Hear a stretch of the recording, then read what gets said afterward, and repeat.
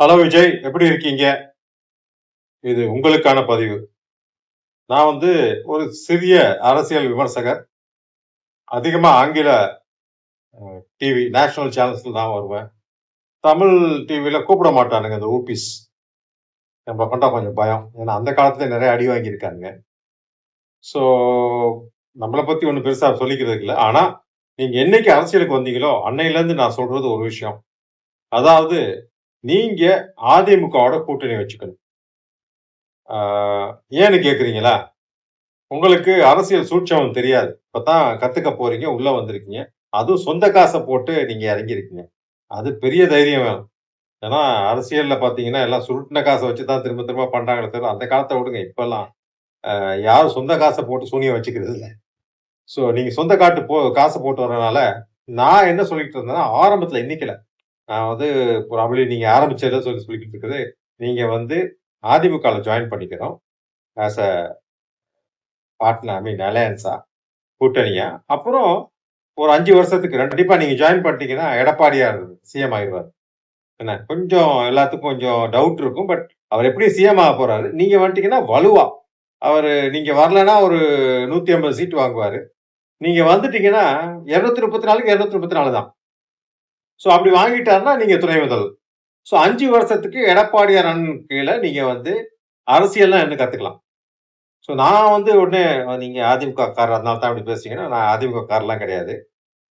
அம்மாவின் மறைவுக்கு பின் கட்சி துண்டு துண்டா போயிடுச்சு. அந்த நேரம் யாருமே கட்சிக்கு பேசுறதுக்கு ஆள் இல்ல. ஆங்கில ஊடகங்கள்ல. அப்ப என் ஃப்ரெண்ட் ராகுல் ஈஸ்வர் கேரளால இருந்து, முரளி நீ பேசுறியா? ஜல்லிக்கட்டுல எல்லாம் பார்த்து நல்லா பேசுன. ஆங்கிலத்திலயும் பேசுற, தமிழ்ல பேசுற, ஹிந்தியில பேசுற பேசக்கூடாது. அன்னைக்கு சப்போர்ட் பண்ண ஆரம்பிச்சவன் தான். அதுக்கு முன்னாடி கொஞ்சம் ஒரு மனஸ்தாபம் திமுக மேல என்னன்னா, ஈழத்தமிழர்களை கைவிட்டு கூலர் போட்டு படுத்துனாங்கல்ல மெரினால ஒரு டிராமா பண்ணாங்களே. அதுக்கு முன்னாடி திமுக காரன் நான் ஆக்சுவலா. சோ அதுக்கப்புறம் அவங்க மேல ஒரு காழ்ப்புணர்ச்சி. சோ அந்த நேரத்துல அதிமுகவுக்கு சப்போர்ட் பண்ணதுக்கு அப்புறம் தான் அந்த கட்சியின் உட்கட்டமைப்பு, அந்த கட்சியின் எவ்வளவு டீசென்ட்டா இருக்காங்க. அவ்வளவுதான் சிம்பிளா சொன்னா. அதெல்லாம் தெரிஞ்சுச்சு. சோ அன்னையில இருந்து அவங்களுக்கு சப்போர்ட் பண்ணி பேசிக்கிட்டு இருக்கிறே தவிர, நான் கட்சியில உறுப்பினரோ எதுவுமே கிடையாது.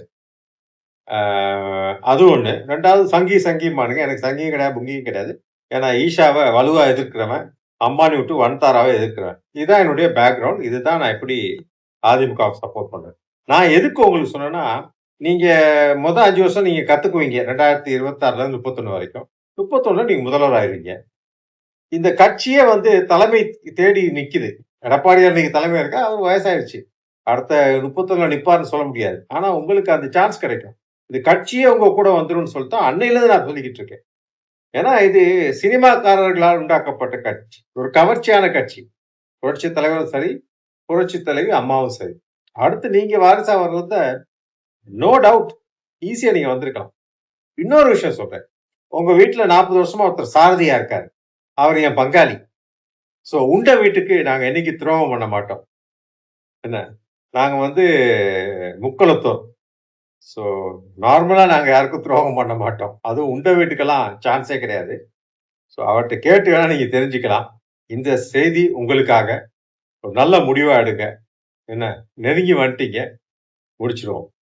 ஜெயிச்சிருவோம். நன்றி, வணக்கம். விஜய்.